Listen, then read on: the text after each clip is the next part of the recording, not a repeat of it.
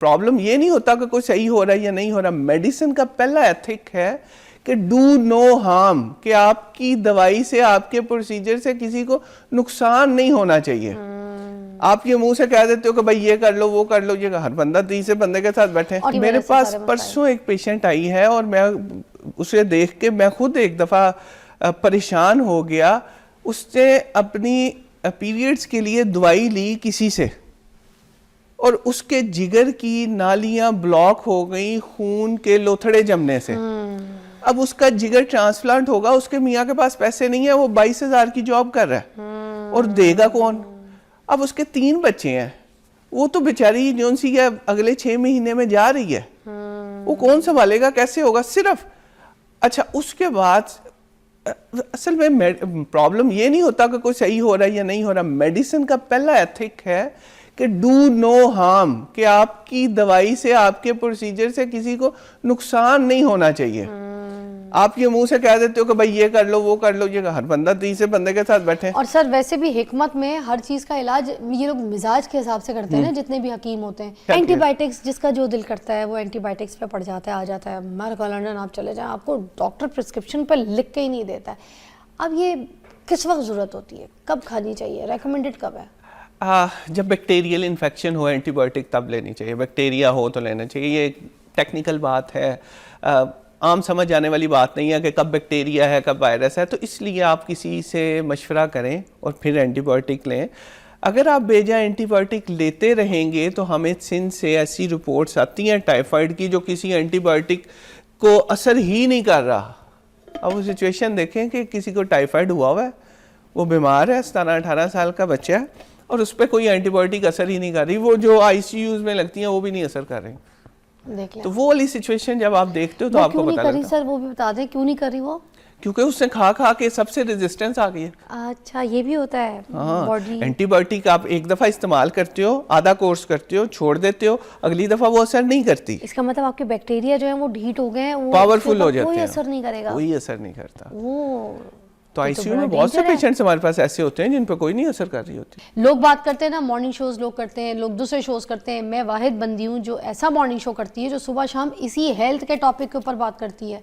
तो मुझे इन चीज़ों के बारे में बड़ी रिसर्च है, सही वाली रिसर्च जिसे कहते हैं ना, वो मुझे ही है, सही बता रही हूँ आपको। तो ये जो हकीम साहब होते हैं ना, जितने भी हिकमत से जुड़े होते हैं, अच्छा काम करते हैं। बहुत से नीम हकीम नहीं होते, कुछ अच्छे भी होते हैं, मगर इनका इलाज क्या होता है? सर्द गर्म खुश्क मौसम के हिसाब से, जिस्म के जो मौसम होते हैं ना उसके हिसाब से, मिजाज जिसको कहते हैं, तो उसके हिसाब से ही आपकी ट्रीट करते हैं बीमारी को। मगर हम क्या करते हैं कि डॉक्टर के पास नहीं गए तो हकीम के पास भी नहीं गए। हम क्या करते हैं, अपनी तरफ के खुद के जो हकीम बनते हैं ना, कोई टोटके कोई चीज़ सुन लेते हैं और कोई भी हम घर में कावा या ग्रीन टी ऐसी खुद की हर्ब चीज़ें जो है ना, पत्ते शत्ते उबाल के पीना शुरू कर देते हैं। आपको पता है मेरा मिजाज ऐसा है, सपोज मेरा गर्म मिजाज है, मुझे सूट कर जाएगी। आपका गर्म मिजाज नहीं है, आपका खुश्क मिजाज है, आपको सूट नहीं करेगी, आपका तो दिमाग ख़राब कर देगी। और अगर कोई गर्म चीज़ ही गर्म मिजाज वाले बंदे को पिला दी जाए ना, कोई कावे की सूरत में, कोई ग्रीन टी की सूरत में, तो ये जो दिमाग ख़राब नहीं होते, ये जो पागल हुए फिर रहे होते हैं, बीवी पे तशद्दुद कर रहे हैं, गर्म हो जाते हैं लोग, दिमाग ही गर्म हो जाते हैं। औरतें भी चिल्ला रही हैं, गालियाँ दे रही हैं, नफरत कर रही हैं, चिड़चिड़ी हो रही हैं, बुरी हरकतें कर रही हैं। वो किस वजह से? क्योंकि गर्म मिजाज का बंदा गर्म चीज़ें, गर्म ग्रीन टियाँ पी रहा है, किधर जाएगा? दिमाग की नसें फट रही होती हैं। तो ये अभी मैं पूछ लेती हूँ, मैं सही कह रही हूँ सर, बताइए। मेडिकल साइंस एक चीज़ पे सिर्फ बात करती है कि मेरी कोई ओपिनियन नहीं, आपकी इसकी उसकी कोई ओपिनियन। रिसर्च की बात होगी, डाटा की बात होगी कि ये कितने लोगों पे रिसर्च हो के आपने प्रूव किया, वरना किसी की कोई अहमियत नहीं, चाहे जो मर्जी आके कह दे। अब मसला यही है जो जैसे आपने कहा है कि हर बंदा जो है ना डॉक्टर बना हुआ है या हकीम बना हुआ है। अब कहीं पे बैठ के कहे ना यार मेरे सर में दर्द होती है, 10 बंदे आपको मशवरा दे देंगे। अच्छा एक और मजे की बात बताता हूँ, जब आप सही डॉक्टर जाके कहीं बैठता ना तो हर बंदा मरीज बना हुआ है, उसे पूछना शुरू यार मुझे ये।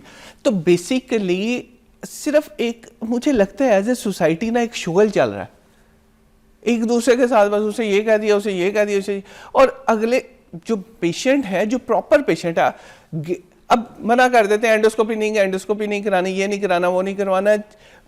30% पेशेंट्स जो ब्लीडिंग PR के साथ आते हैं, जिन्हें पखाने के रास्ते खून आ रहा होता है, 20 या 30 ये डाटा है, उन्हें बाद में कैंसर निकल आता है। और वो क्यों नहीं करा रहे थे?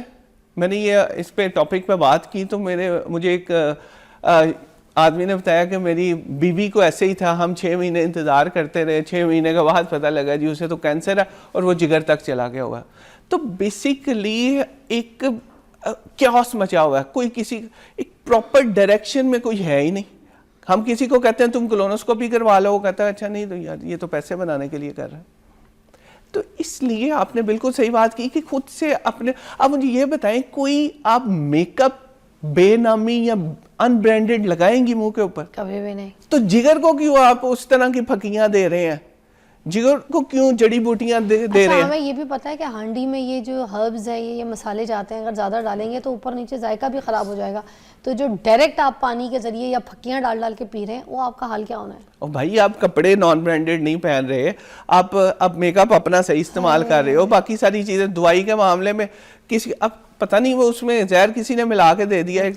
अच्छा डॉक्टर साहब, इससे पहले कि प्रोग्राम ख़त्म हो, इसके बारे में ज़रूर बताएं कि जो सब्जियां पानी में काट काट के डाल डाल के सारा दिन जो जग भर के पी रहे होते हैं, सारा दिन पानी ख़त्म हो गया, उन्हीं कटी हुई सब्जी में और पानी डाल दिया और कह रहे हैं डिटॉक्स वाटर है, डिटॉक्स। तो ये सही बस ऐसे ही बात नहीं। हाँ पानी है, पानी पीना चाहिए, पानी से चलो इस बहाने अगर पानी पी लेते हैं तो वो फायदेमंद है। चले मैं इस बोतल में हल्के से लेमन स्लाइस काट के डाल देती हूँ, मुझे एक फ्लेवर आ जाएगा कि पानी का टेस्ट सही नहीं है तो मैं फ्लेवर पी लूंगी। यहाँ तक बात मसला नहीं है। चक्कर का है ये? कोई डिटॉक्स नहीं है। मुझे दुबला भी कर देगा, मुझे खूबसूरत भी कर देगा, ये खीरा पानी में डाल के मुझे हसीन कर देगा, ये फायदा दे रहा है सर? नहीं, स्किन के लिए सबसे अच्छी चीज है पानी, वो आप पानी पी रहे हैं, अगर डिटॉक्स है नहीं है उससे कोई फर्क फ्लेवर चेंज कर सकता है थोड़ी बहुत, मगर खीरा क्या आपका फ्लेवर चेंज करेगा?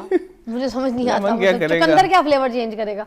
ठीक है, गाजर क्या फ्लेवर चेंज करेगा? डिटॉक्स डिटॉक्स डिटॉक्स, है ना? नहीं ये बस ऐसे ये सिर्फ और सिर्फ लोगों को ध्याने लगाने के तरीके हैं। हाँ, पीच काट के डाल दें तो लेमन काट के डाल दें, तो ये डाल दें वो डाल दें। अच्छा, अब बॉडी को डिटॉक्स करने का ये समझ जाएं कि ये डिटॉक्स आपका लिवर करता है।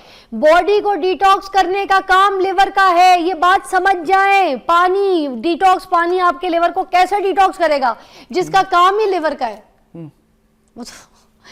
आपके गुर्दे आपकी बॉडी को, आपके जिस्म को, अपने बाकी ऑर्गन्स को डिटॉक्स करते हैं, ये समझें। अपने गुर्दे और अपने लिवर को डिटॉक्स करें, ये डिटॉक्स पानी बना। भाई जिनका काम ही डिटॉक्स करना है वो ऑलरेडी खुद, वो किसको डिटॉक्स करवा रहे हैं आप? जो आपके जिस्म के अंदर फंक्शन दे रहा है डिटॉक्स करने का। सर प्लीज इस पे बात कर लें आज। मैं क्या बताऊं कैसे बड़े बड़े लोग मेरे पास माहिरीन आके ये बात करके चले जाते हैं और मुझे समझते हैं कि मैं जाहिल हूं। शर्म आती है मुझे, कभी कभी मुझे अफसोस होता है कि मैं अपनी आवाम को कैसे समझाऊं, क्या बताऊं कि ये जो रीलें देख रहे हैं आप लोग, यार प्लीज इससे हट जाएं। ये रीलें, ये जो बनाते हैं लोग, ओ ये कर ले डिटॉक्स बनाने लगी हूं मैं, बनाने लगा हूं मैं detox. Please for God sake, कोई सेलिब्रिटी डिटॉक्स पानी लेके घूम रहा, प्लीज फॉर गॉड सेक उनकी एक्टिंग देखें, उनका डिटॉक्स वाटर मत देखें। अच्छा, इसका मैं एक हल बता देता हूं। आप जो भी कंटेंट क्रिएटर है उसे कहें भाई ये जो तूने फार्मूला बताया है इसके नीचे इसका रेफरेंस दे दो, इसके नीचे रेफरेंस दे दो, बात खत्म। यस, ये बस इसका हल है। यस। अब जो आज के बाद ना सोशल मीडिया पे इस तरह का कोई कहानी करेगा, वो अपना रेफरेंस भी देखे, मुझे ये रेफरेंस है, मैंने यहाँ से पढ़ा था, मैंने वहां से लिखा था, मैंने ये देखा है, फिर मैं ये कर रहा हूँ। उफ, अच्छा अब एंटीबायोटिक की तरफ आते हैं। सर आज मुझे इस बात पे बहुत गुस्सा था, इसलिए मैंने क्लियर किया। अच्छा, एंटीबायोटिक्स जिसका जो दिल करता है वो एंटीबायोटिक्स पे पड़ जाता है, आ जाता है। अमेरिका लंदन आप चले जाएं, आपको डॉक्टर प्रिस्क्रिप्शन पे लिख के ही नहीं देता है। अब ये किस वक्त ज़रूरत होती है, कब खानी चाहिए, रेकमेंडेड कब है? जब बैक्टीरियल इन्फेक्शन हो एंटीबायोटिक तब लेनी चाहिए, बैक्टीरिया हो तो लेना चाहिए। ये एक टेक्निकल बात है, आम समझ आने वाली बात नहीं है कि कब बैक्टीरिया है कब वायरस है, तो इसलिए आप किसी से मशवरा करें और फिर एंटीबायोटिक लें। अगर आप बेजा एंटीबायोटिक लेते रहेंगे तो हमें सिंध से ऐसी रिपोर्ट्स आती हैं टाइफाइड की जो किसी एंटीबायोटिक को असर ही नहीं कर रहा। अब वो सिचुएशन देखें कि किसी को टाइफाइड हुआ है, वो बीमार है, 17-18 साल का बच्चा है और उस पर कोई एंटीबायोटिक असर ही नहीं कर रही, वो जो ICUs में लगती हैं वो भी नहीं असर कर रही। तो वो वाली सिचुएशन जब आप देखते हो तो आपको पता लगता है। सर वो भी बता दें क्यों नहीं कर रही वो? क्योंकि उसने खा खा के सबसे रेजिस्टेंस आ गई है। अच्छा, ये भी होता है। हाँ, एंटीबायोटिक आप एक दफा इस्तेमाल करते हो, आधा कोर्स करते हो, छोड़ देते हो, अगली दफा वो असर नहीं करती। इसका मतलब आपके बैक्टीरिया जो है वो ढीठ हो गए हैं, वो पावरफुल हो जाते हैं, कोई असर नहीं करेगा, कोई असर नहीं करता। तो ICU में बहुत से पेशेंट्स हमारे पास ऐसे होते हैं जिन पर कोई नहीं असर कर रही होती। डेंजरस तो है ये। डेंजरस क्या हो, मर जाते हैं, इससे ज्यादा डेंजरस क्या हो? मर जाते हैं, उन पे अच्छा, कोई पेन एंटीबायोटिक किलर असर खा नहीं। खा के भी सर एक और बात, उसका भी असर कुछ नहीं होता लोगों को। जैसे मुझे कोई पैनाडोल भी खिला देना तो मैं नींद की खुमारियों में भी चली जाती हूँ, और मेरा किसी भी किस्म का, मेरी अभी डेंटल ट्रीटमेंट चल रही थी तो मुझे सारा दर्द का जो पेन किलर मेरे डॉक्टर ने मुझे रेकमेंड किया वो पैनाडोल किया, और मैं आराम से वो खाती थी, मैं ठीक रहती थी। नींद भी मुझे उसमें आती है, मुझे रिलैक्सन भी मुझे बॉडी को करती है, और मेरा पेन किलर ठीक रहता है। कोई ज़्यादा 2 खा लेती हूँ और बहुत पेन है, मगर कुछ लोगों को मैंने देखा है कि पेन किलर के पत्ते खा रहे होते हैं टॉलरेंस आ जाती है। और उनको कोई वो पेन किलर भी असर नहीं कर रही थी सर।